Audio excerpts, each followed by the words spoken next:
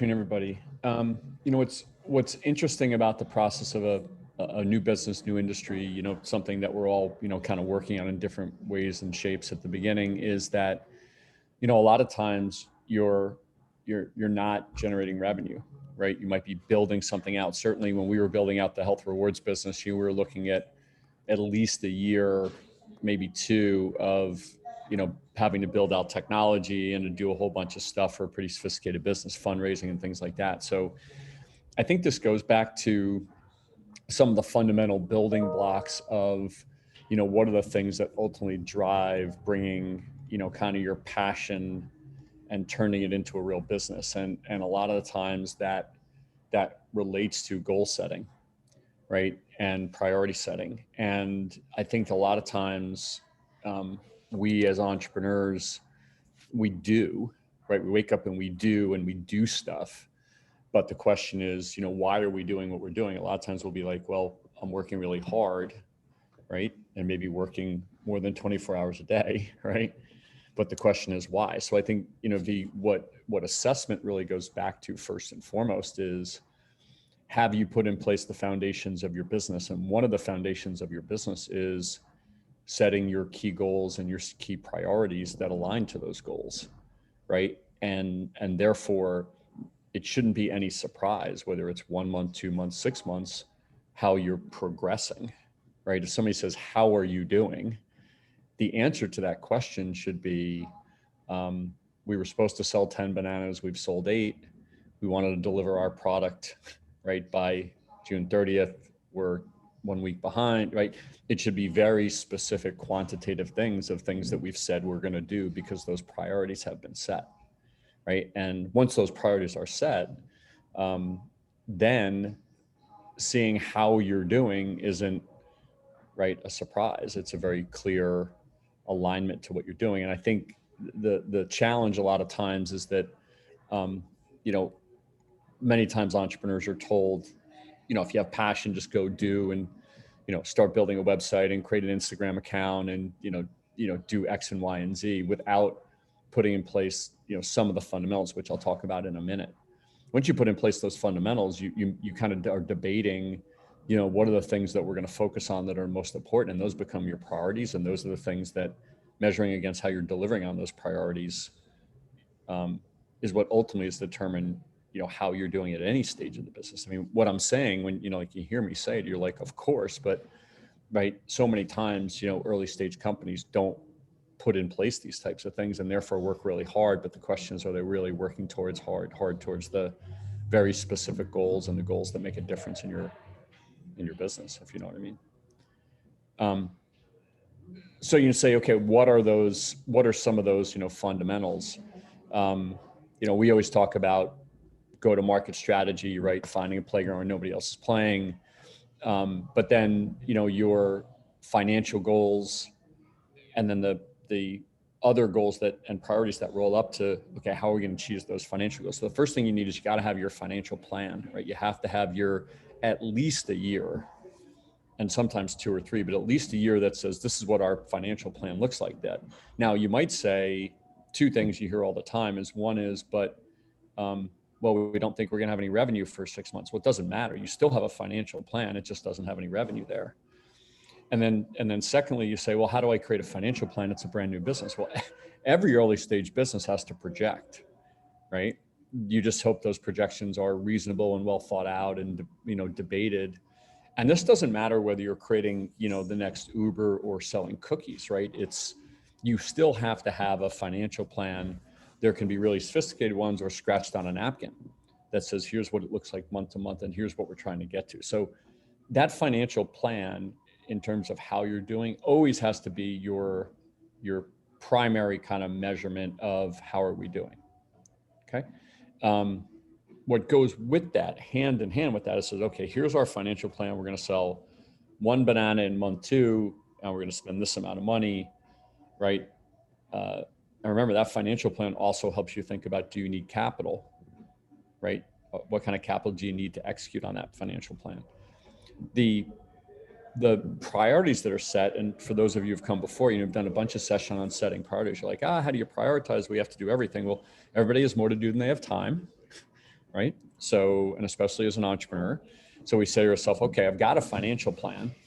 How do I deliver that on that financial plan to, align the priorities that make the most sense, right? And you have to debate it and get down into what are those priorities about.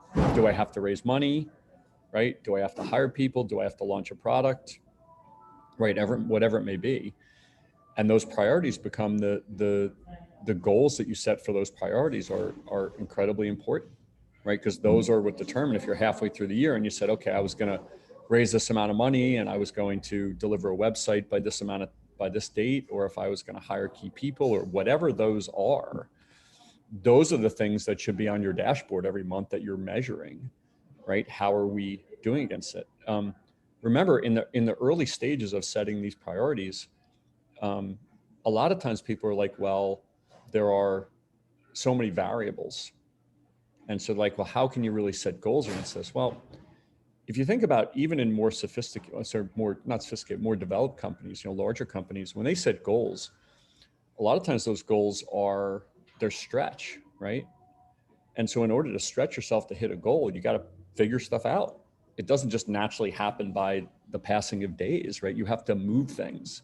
Now, in a bigger company, you may have infrastructure that's set and process that's set and you're building on something that's already there. So in some ways it's easier, but you're still driving. You still have to drive towards a goal. So what's really important is to say, not, we're going to launch a product by March 30th or launch a product. We're going to say, we're going to launch a product by March 30th.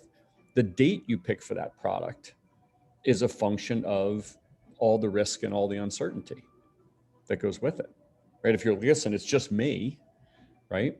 It might take 6 months to launch a product. Or you could say, I'm going to go and get a certain amount of capital.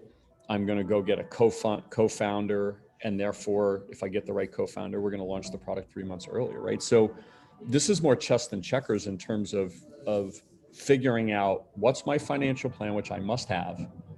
And then secondly, what are the kind of key goals that I'm trying to achieve, right, to get to that financial plan. And those goals obviously implicate the specific priorities. I happen to be, rattling off a couple. And that's how you're measuring, not just after 6 months, V, right? But literally should be measuring month to month, and in some cases week to week, how we're performing against those goals.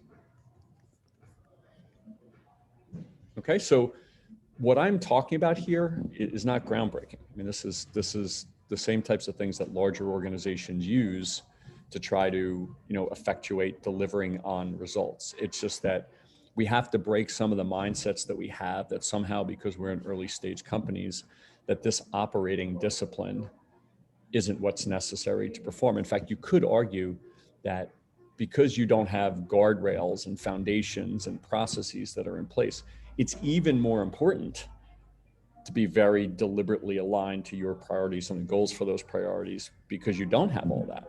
You could do anything, right? A salesperson at IBM just says, I got this goal and I'm going to focus on this goal and this is what I'm going to do. You've got it all in your purview. So you've got to make sure you boil it down to some key priorities that are going to be aligning to those goals. And that tells you how you're doing, right? The answer to the question, how do you assess your business, should always be a number or a date, right? I'm 87% against this, right? I'm 105% against that, or I'm 10 days behind this, right? And if you're not putting in place the discipline to set those goals for yourself with whatever uncertainties there are, I mean, that's the hard part about it, right? Then you're setting yourself up so that the scarce resources that you have, time, energy, money, are not being aligned to the most important things that ultimately are going to deliver for you to be successful in your business. Okay. Again, pretty tried and true stuff. Any questions, comments before I keep going? I don't have any on my end right now. Cool.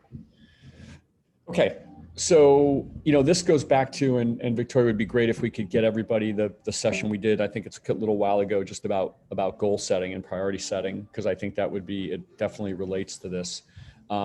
I think that some of the operating discipline that's required to take a strategy and take a vision and operationalize it is thinking about, okay, how am I regularly measuring these things?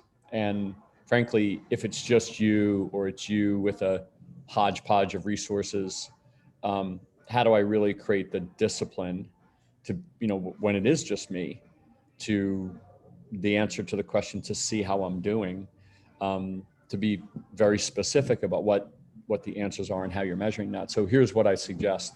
Number one is when when you do take all the things that are on your plate and you decide what your key goals are, right? I want to raise money in 4 months. I want to raise $1 million in 4 months. You go, okay, that's a key goal. And let's say you come out, I want to launch the product in 90 days. I want to, hire these 2 key people in 50 days, right? What you should be creating is dashboards for yourself that I would suggest every week, right? You're looking at that dashboard and seeing how you're doing, because what you have to make sure that you're doing is not getting distracted from those key goals, which in an early stage entrepreneurial venture can happen all the time, right? And by creating kind of these weekly processes, there are some people that, talk conceptually about, as you guys, anybody that's gotten to know the Lonely Entrepreneur, certainly me and my style is very much process oriented. I think that the only way you can effectively deliver upon objectives is to have regular ways of measuring how you're doing and regular ways of tinkering and strategizing. And I think when you do that week to week, you're able to really stay close to it, stay on top of it, you build momentum on it. Now, if you're running IBM, obviously you can't do week to week for everything. But in our efforts, we can say, hey, listen, I want to launch the website. Great. Every week we're going to bring together the developer and the designer, and we're going to have a check-in meeting, and we're going to be very specific about the specific tasks, because setting these goals is just the start. You then take these goals and put these into this process, right? I want to raise money in 6 months. Great.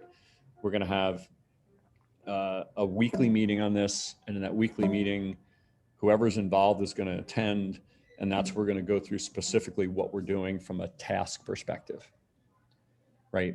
And those tasks can be managed very loosely, or those tasks can be managed very deliberately using project management tools, and you're coming together each week to see how you're doing, right? So you have like a red, yellow, green, right? Green, everything's great. Yellow, not so great. Red, like sound the alarm bells. But you're doing that week to week, right? So that each week you're saying, okay, here's how we're doing, great. And then secondly is, okay, let's chip down through the stuff that goes into it. Okay, we need to hire a broker to raise money, right? We need to come up with our materials. We need an investor deck and a financial plan and an executive summary. Great. We need a due diligence room where, for those of you who are familiar, right? A room where all of our documents sit. So when an investor comes in and says, let me learn everything about the company, right? I can go to one place and do it. Like, so all those things are steps along the way aligned to the goal of raising 6 months. Remember, a lot of times what we'll do is we'll just start doing stuff around investment. That's helps, but it's not as good as setting a goal, setting a specific date, setting a specific process that lines up to that. Okay. So every Tuesday, investor meeting, we've got my person that sits on the advisory board who's helping. I've got my, I've got a friend that's helping. I've got an intern, right? Whatever your band of brothers and sisters are that are doing this, right? And you're coming together each week and chipping away. And so when you get to, Victoria, the title of this session, how am I doing after 6 months? It's not really even the question, right? Because you should know how you're doing week to week on the things that you're performing, right? And now when you're going down one of these efforts and you're finding that something's really red all the time, like something's just not that's where you're talking about more fundamentally adjusting, right? Are we really off in the strategy we're taking to achieve this goal, right? Is the goal that we've set not realistic given what we've done? Now, goals should be goals. Like, you should treat them as gold, and you should not adjust them all the time. But there's certain times where you go, listen, we're just not going to hit this, and so we have to move it. But that should be after, having these processes in place to determine, if we're doing better. You can take two different circumstances and, with good process and good measurement, a lot of times you can find out along the way why you're not doing better and how you can do better and what is working, as opposed to something that's managed more, for lack of a better word, kind of loosely along the way. So Michael, that's a great point. And one of the questions that we've had was, how do I know if the goals I'm setting are the right goals? It's a great question. First and foremost, I would say you have to get out of your head that you have to do everything, right? There are certain things, the advice we gave on the session on this a couple of months back, I think was, throw the 15 things up on a board that you think you need to do. Okay. And then boil them down to 3, right? What are the 3 most important things that you can do? And what I would say is that you got to get these right. It's not perfectly right, but you got to get them right because, for example, if somebody says, I'm going to create a business that's going to change the planet, right? If you don't have fundraising as one of your priorities, right, it doesn't matter what you do. You'll work for the rest of your life and unfortunately not change the planet. So you have to make sure, and again, you might have somebody on your advisor team that can help you. We're helping a lot of companies do this stuff, right? Like you have to get this stuff right because this is what you're going to wake up every day and do. The other thing I'd say is that strategy is more important than tactics. And what I mean by that is a lot of times when we talk about what our priorities are, people will say, launch my website, right? Or launch my social media. What I would suggest is that if you don't have a sound go-to-market strategy, a way that you're going to win, and you don't have a financial plan, launching your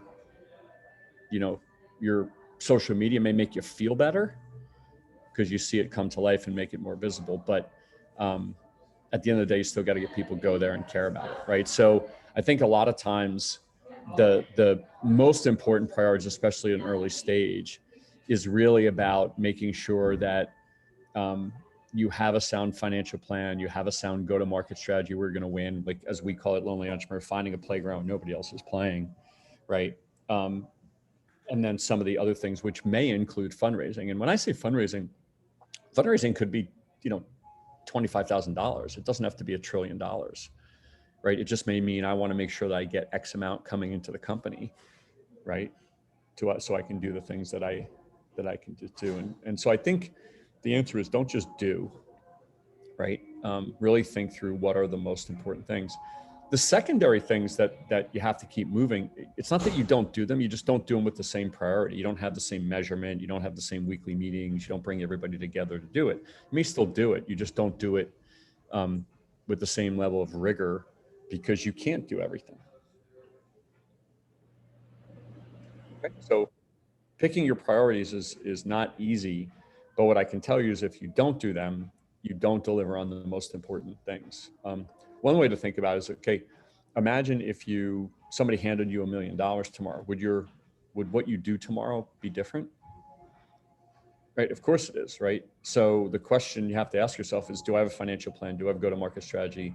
Do I have the business with the right amount of capital to get to the financial goals that I want to ultimately get to?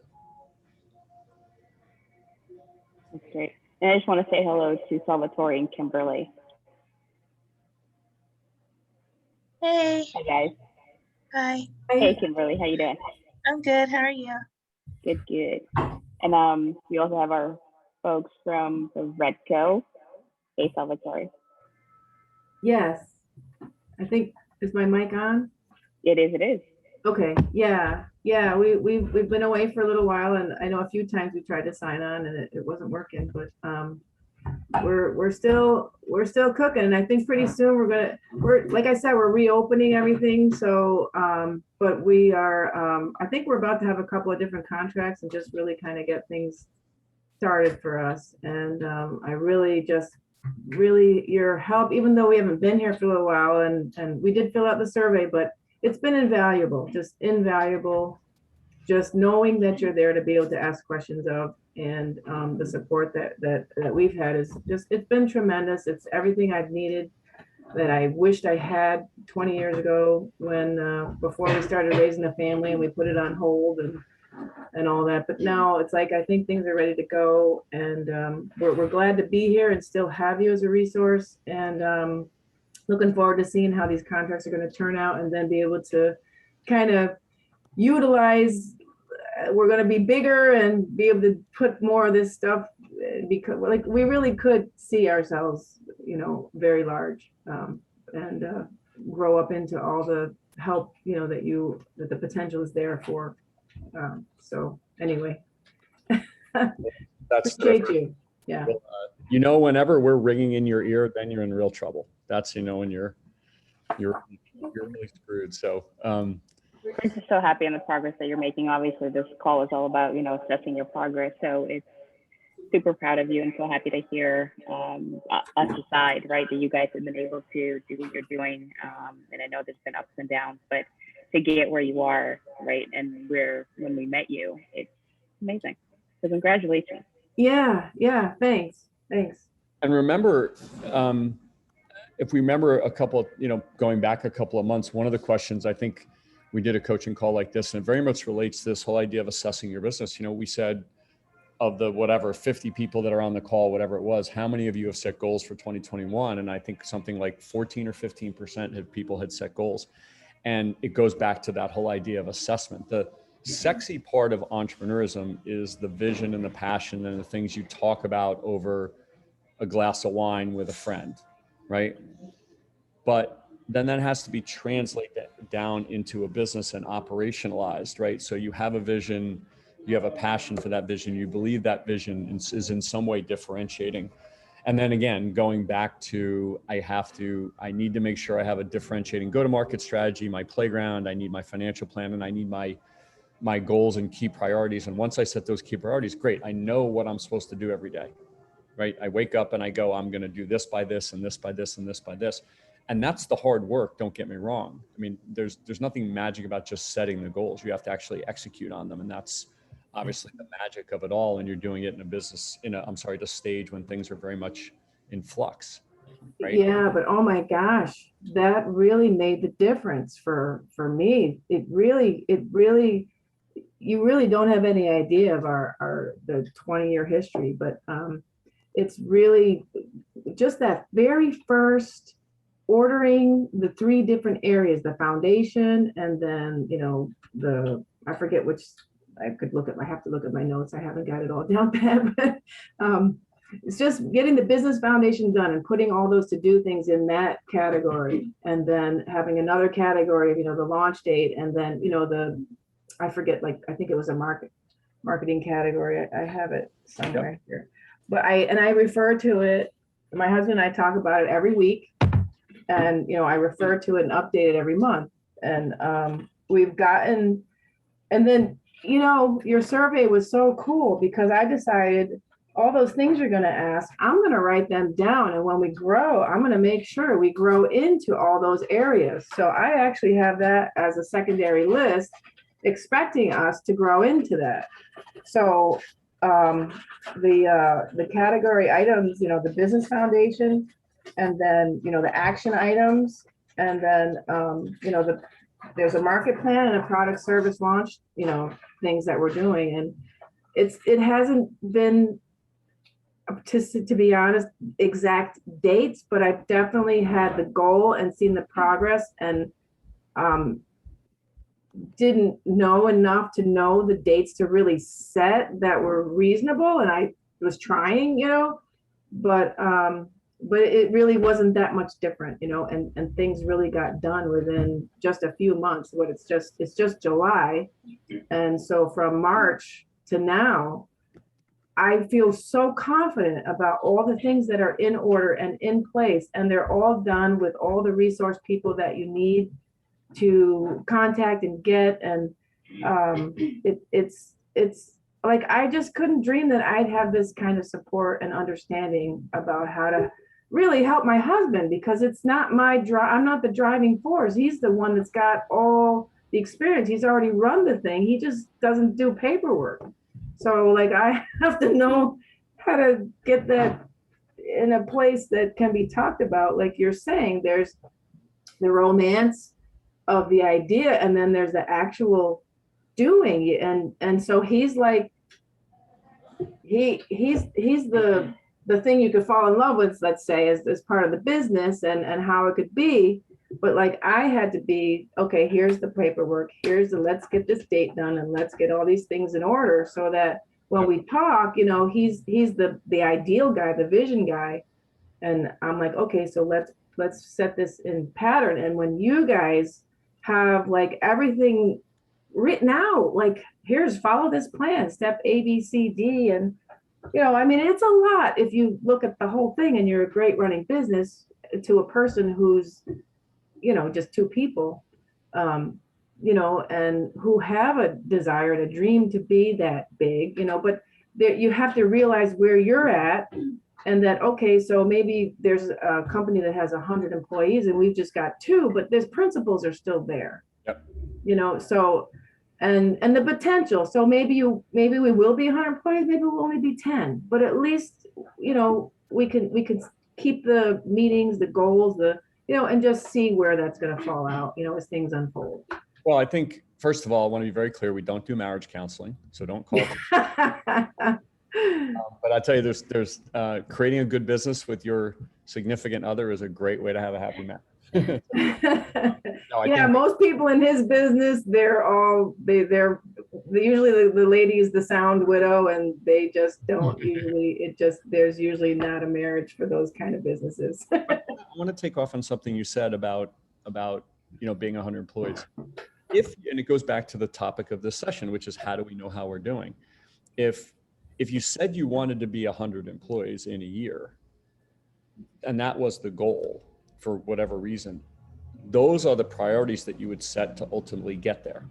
And therefore, right, the question, how are we doing, would be measured against that goal, as opposed to just working. So for example, we were working with an accounting firm, and the accounting firm, we were talking about growing, and they wanted to sell themselves. I asked them the question, where do you want to be in a couple of years? And they said, we want to sell the company for X. And I said, great, to sell the company for X, here's the revenue levels we have to get to.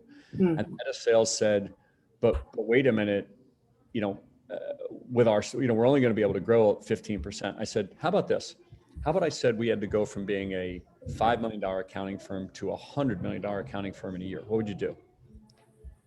And he would be like, well, we don't have the staff. And I would go, forget about that. I go, why couldn't we go buy another accounting firm?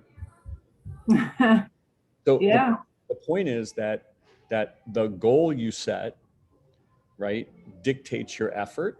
Yes. It's not all perfect, but again, it's when you measure how we're doing, it goes back to the fundamental premises. Have you set specific goals in terms of, important things, dollar-based things, date-based things, and things like delivering on, getting a product from point A to point B, which has all of the sausage behind it to make it happen. Right. I'm going to come up with a playground where nobody else is playing. Great. I've defined that playground. We've been talking to you guys about the business, one-stop shop for death, right? We have a company that is trying to bring together everything you need when you have the tragic event around somebody dying. It's a great idea. You're like, great, launch the product. What's our go-to-market strategy? What's all the stuff you have to do? Website, materials, right? But then at least you're going, great. We want to be in market with this strategy 90 days. You're measuring it each week. And again, I'll say this over and over again. This is not new and groundbreaking stuff. These are the things that any well-run organization, when you go into IBM every year and they do their strategic planning and they sit down in August and say, here's the stuff we're going to do next year. Everybody hopefully goes into the next year with very specific goals that they're trying to achieve and a measurement of how they're achieving it, and hopefully the people that can ultimately drive it. And people, process, metrics, what we keep saying. It's the unsexy stuff that goes with the romance, right? Right. but that's what ultimately operationalizes passion and operationalizes Right. vision in a way that you feel like you're waking up every day. And don't get me wrong, when you go into these, and that's why, you know, Victoria made the comment to you before, you shouldn't find out how you're doing on June 30th. You should know week to week how you're doing, because you've picked your goals and you've decided how to do it. And we all know you'll go into a week where you'll say, on this particular goal, let's say we're trying to launch our product in 90 days. And on week 4, you go, it's red, and go, oh, whoever, you go, wait a minute, well, why are we red? Well, the key developer that we have left the company, took another job. All right, well, we better put a whole bunch of stuff on that. We better figure that out quickly, because we got 90 days to hit this. So how do we do it? But it's that process where just because you have a process doesn't mean it always goes well, right? I'll give you an example. For those of you that worked for larger companies, and I had this when my company got pretty big, you have basically what you call a SWAT team. And that SWAT team, when you're looking at your dashboards and you're looking where everything's going well and not going well, you'll have a spot where something's not going well, right? Or you could have something where a leader leaves, right? You have a head of blah, blah, blah leaves the company, or, right? What you do is you take that SWAT team and you throw them over there. You send them in, right? Send them in. If you've ever heard of the stories of, for those of you who have New York connections, under Rudy Giuliani in the long time ago, they would basically look at this computer printout every Monday about where there was more crime. And if there was more crime in the Bronx or more crime in this part of Manhattan, they'd actually send in more resources to that spot because that area was red. Mm-hmm. So the point is that when you look at, okay, how are you doing? That should be if anybody here can't answer that question, can't say, here's our top priorities and here's our goals and here's how we're doing it, you need to do that. Yeah. And when you do that, again, even if it's just you, I know sometimes people say, well, wait a minute, it's just me. What do you mean these meetings? Even if every Tuesday yourself, you create the discipline of, I'm looking at this stuff, right? And I'm looking at whether I'm red, yellow, green. Am I on track? Am I off? And why? Even that creates the operating discipline for yourself that in many cases is almost more important than a large company, because it's just you and you can get pulled in a different direction every day. Think of it. How many times have you gotten an email or somebody sent you something about a webinar, and you go into the webinar and you see that the 20 people attending the webinar all should be customers of yours, and you go chase that down a rabbit hole and you go spend 4 hours, and then you woke up the next day and go, oh man, I'm not going to deliver my product because I keep chasing rabbit holes. Mm-hmm. Right? It's how you are doing, right? 6 months into your business should be how you're doing a month, a week, 2 weeks, 3 months, 4 months, because you've picked your goals, picked your priorities, and are managing to the specific goals that you've set for yourself. Yeah. I think that's really important. You gotta set a priority beyond what you really, like for me, we have a lot of different dynamics going on, but you definitely have to make a goal. You have to target something. You've got to force yourself to look at where do you really want to go. You really have to do that. And I'm learning how to do it, better, because there's a lot of dynamics that are involved in making that, goal. But I'm also an overthinker. So I do things, make the goals better than I thought I did, so, but, or we did, I guess, but it's definitely a huge determinant just to have a goal. Yeah. You really got to do it. Sounds so simple, right? Think of it this way. Yeah, it sounds simple, but but when you're thinking about business, it's gotta be, it's like you can't do the rabbit hole thing. You gotta look up. You gotta look forward. Yep. And I think that if you think about, let's say running a charity, something that you had passion about, and you said, okay, we need to raise $50,000 for this charity that's really important, and we're going to have an event to kick this off, and we're going to do it in 90 days. Go, right? You would, right? Yeah. You would say, okay, the goals are event on this date, raise this amount of money. Cool. What are the key priorities? Well, I need to assign everybody that owns each piece. Somebody that owns the caterer, somebody owns the bar, somebody owns the entertainment, somebody owns the venue. Cool. I need like again, it doesn't matter what kind of business or effort it is. I'm just talking about a charity, but if you really think of it, if any part doesn't work, Yeah. right? Yeah. So I think the operating discipline, again, this is the unsexy stuff that takes passion and turns it into success. The discipline of process. And my style is I like them more frequently than less frequently, because I'd rather go into a meeting every week and have somebody say for 5 minutes everything's good, Yeah. than, because more often than not, it's not all good or all bad. It's usually somewhere in the middle where you said, okay, we're doing great here and not doing so good here, and we have to move this piece. And how do we use these regular processes to strategize about what to do, to bring other people to the table that might be scarce resources. You might bring an advisor for an hour who might give you an idea or might be able to help in some way, shape, or form. But you organize the best of the best, your best resources, your best thought in a structured way, so that by the time you get to the topic of this session, how am I doing on June 30th? You already knew, because you knew on June 23rd and you knew on June, right? Yeah. Yeah. I definitely experienced that just from March to June. And I definitely have all the ducks in a row for the foundation. That was like the top priority, was to have everything exactly in a row the way I wanted it. And it is. And well, a couple of days late, I just finished the contract thing today, only because of the delay that I had no control over.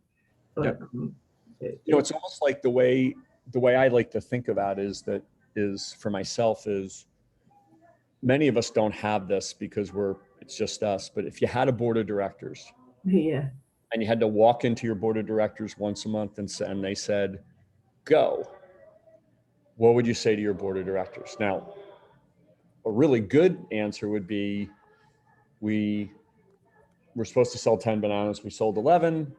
We were supposed to deliver our product on March 30th. We delivered on March 25th. And we were supposed to hire these key people by June 5th. And we hired them by, you're like, awesome. A bad answer is, we built the website. We launched our social media. We've got a lot of interest in our company. There's tons of people we met with, blah, blah, right? Yeah, There's right.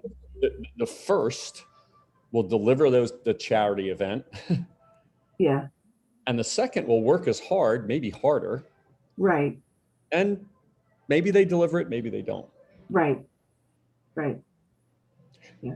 Right. So when we think about the topic of this session, and we think about, how do we see how we're doing, the regularity of it, and of measuring it, and the goals that everybody knows. In fact, when you get to be bigger, a lot of things we've heard, and been working on with folks during COVID have been, I've got scarce resources. I don't have as much as I need to, blah, blah. But again, it goes down to, if you walk to every employee in the company and said, what are your goals? Would they know?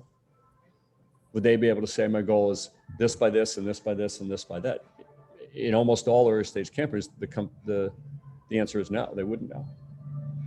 Right. Wow. So for those of you that have 20-person companies, right, it's the same structure, right? And it goes down to the individual people that are doing all the work on the front lines, right? Do they know I'm supposed to see 8 customers a day? I'm supposed to clean up the shop every day. Whatever that stuff is, right? And what's the process for measuring all that stuff, right? And especially when you have, listen, how many people on the call would say, I don't have scarce resources, and how many people on the call wouldn't say exactly what you just said, which is, well, it's complicated. For everybody, it's complicated, right? Because we don't have big teams of people doing this stuff. Right. There's like a lot of sausage making that goes into this stuff. Yeah. So I think that when we think about and again, I'm going to say one other thing that we all fall victim to. We all talk about how we're all under the influence of the 4 Ps, right? Passion, pressure, pleasure, and pain, right? All the time. That is not an excuse to not be a good entrepreneur, right? That's not an excuse to say, well, yeah, but that doesn't apply to me because I have a big vision, or that doesn't apply to me because you know, I've got a lot of stuff going on. That doesn't apply to me because I've got 2.3 kids. It doesn't matter. Right. Successful business and delivering a vision into and passion into something that makes money and that can sustain you and make your business even bigger requires you to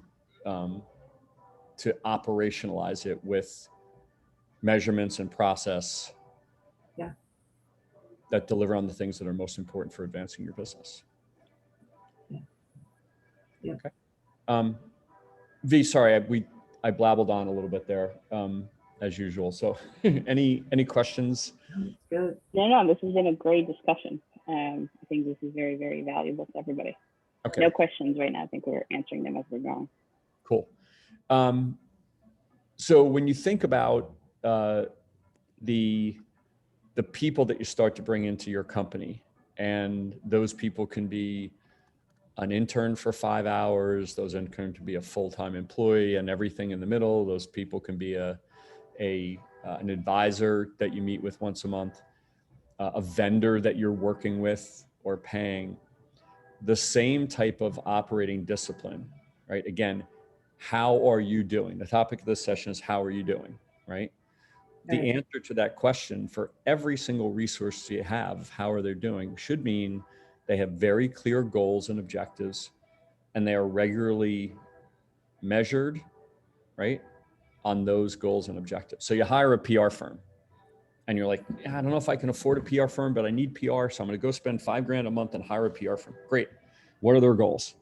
Well, PR firms will say things like, well, PR is hard and it's hard to tell. And I don't know if you guys will have good stories. Don't hire those people, right?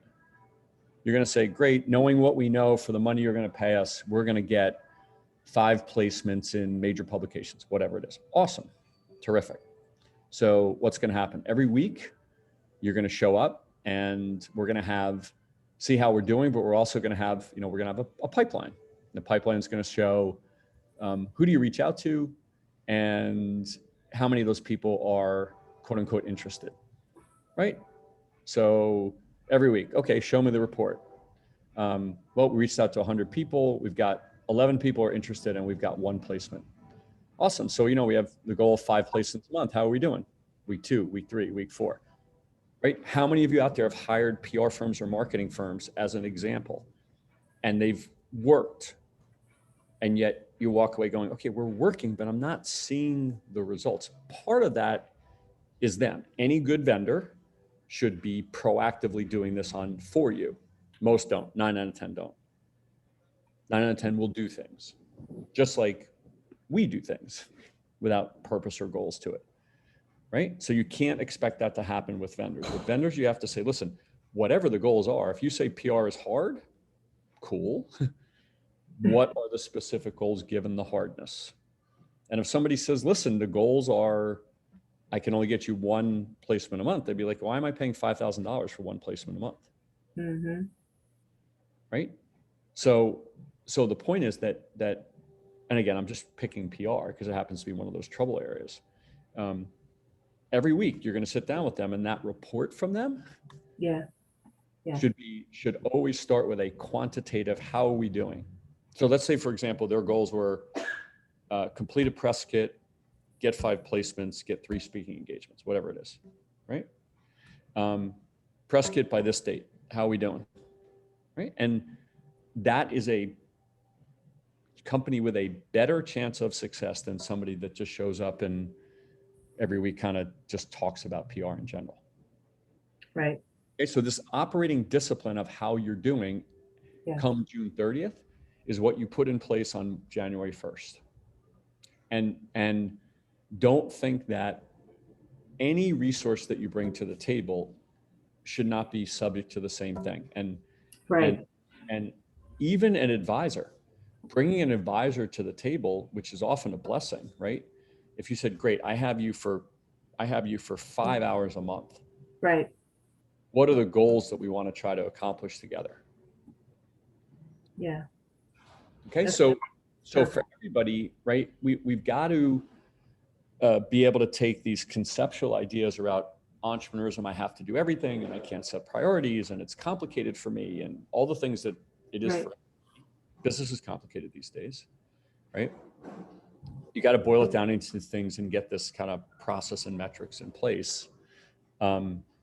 Ultimately, when we all get bigger and we hire people, it isn't just process and metrics, it's people, process, and metrics. You have to get the right person that can own something, sales, marketing, finance, and deliver on the goals, right? By using the process and the metrics that ultimately that I think are most important for the company. Early in, not too, halfway through my company, my old healthcare company, I hired our first COO, and the COO was what really was supposed to report to me and take me out of a lot of the operating stuff of the business so I could do bigger strategic things. We had put this whole infrastructure in place that had all this. If you went into one of our management meetings, you'd say to finance, go, they would rattle off red, yellow, green. It was literally systematic across the whole company. You could go to anybody in the company and it was just all the way through. And when I hired the COO said, how do you want these meetings to be run? I said, listen, they're yours to run. We've put in this stuff place, change it, don't change it. You're supposed to have the experience to do this, go. And a week or 2 or 3 weeks in, I found that all the operating discipline we had put in place started to get management meetings felt like story time. It wasn't red, yellow, green, we're 100% against this, here's what we need to do. It would be so tell us about the sales meeting. And you'd be like, okay, I guess we can talk about the sales meeting, but we're not talking about whether we're, so there's a difference, right? How you do and how you're doing is materially impacted by your ability to set these priorities and measure to them.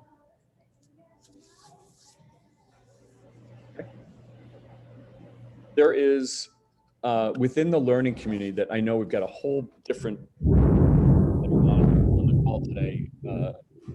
For those of you that have full-time access to the learning community, there's a section in there. If you go and click on, in fact, I'll show it on the screen really quickly just so you guys can see.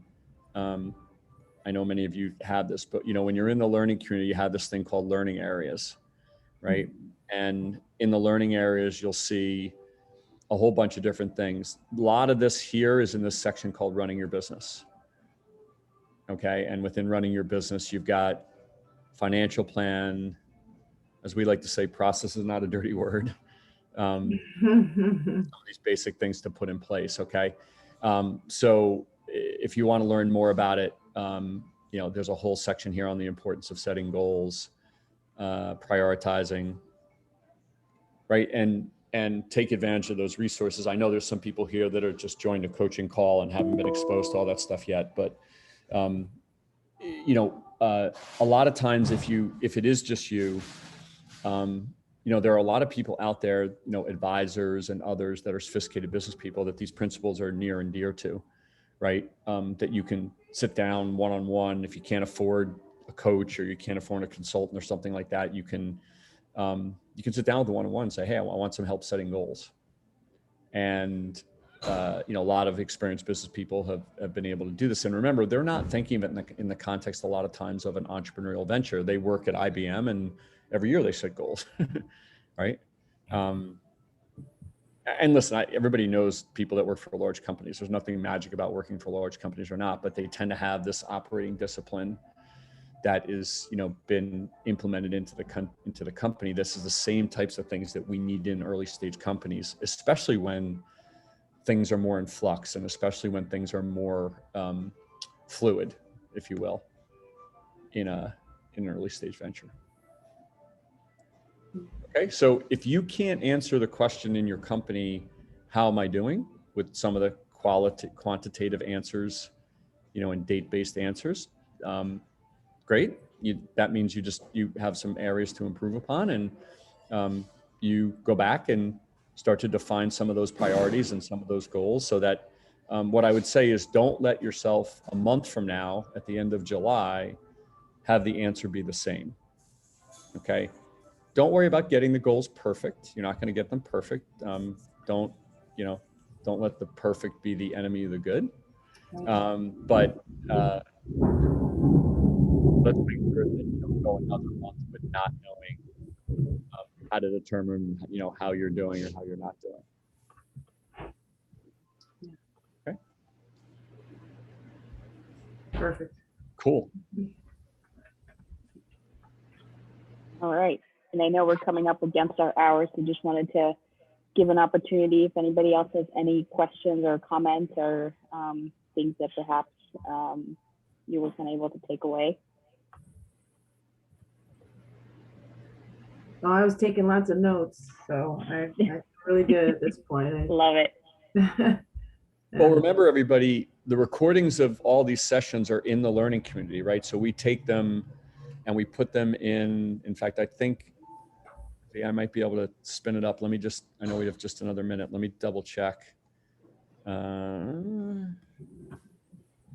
me one sec.